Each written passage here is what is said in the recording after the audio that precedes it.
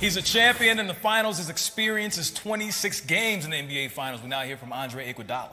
What's one key that you have to do defensively to have a good day against him, and what's one thing you cannot let him get to? He's going to beat you. I mean, it's a very complex question. I don't know if you really have one answer for it, to be honest with you. I mean, the guy's just versatile.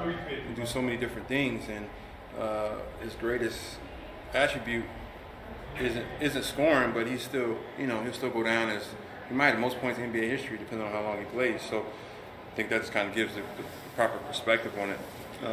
You just got to be ready to play. Follow the game plan. It takes 5 guys.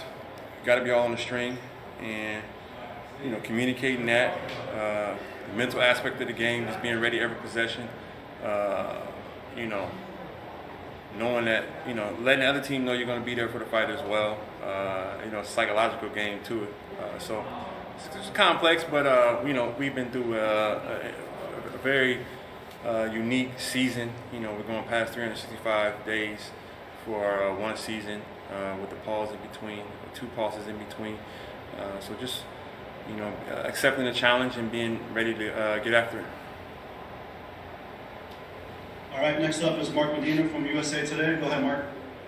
Hey, Andre, good to see you. On that note, when you reflect on those different matchups facing LeBron, what are the moments that stick with you there, and how those experiences shaped you overall?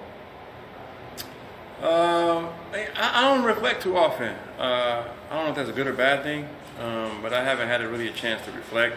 Obviously, playing against him so much, guys' tendencies, and watching it, you can kind of predict what a guy's going to do before he does it. But when you're in the game, I think it's different. You don't have the same predictability because it's kind of more of a feel, and so many different factors going on with you being on the court.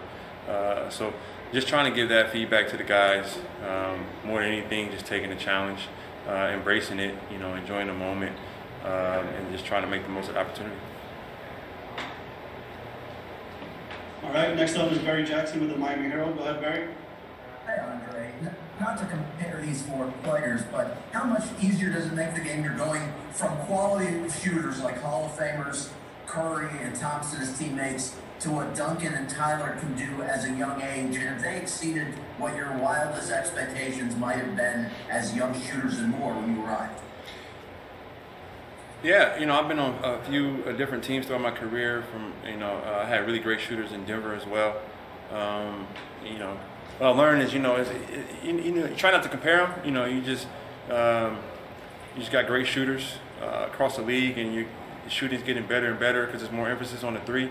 So you're seeing more guys in the game who, are just high clip 3-point shooters.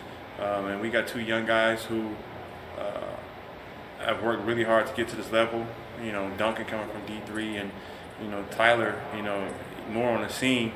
But both those guys just having that edge and wanting to prove to people that they deserve to be on this level. And you combine that with heat culture. That's kind of that's a deadly formula. So they're excited for the moment and excited to see.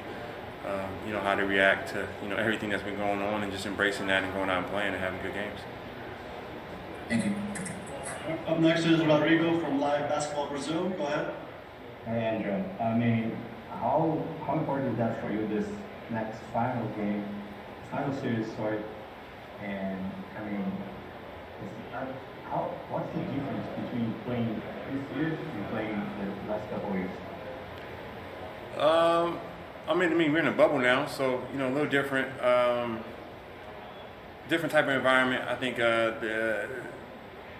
you have to be mentally tougher here now. It can be different, not having road games as well.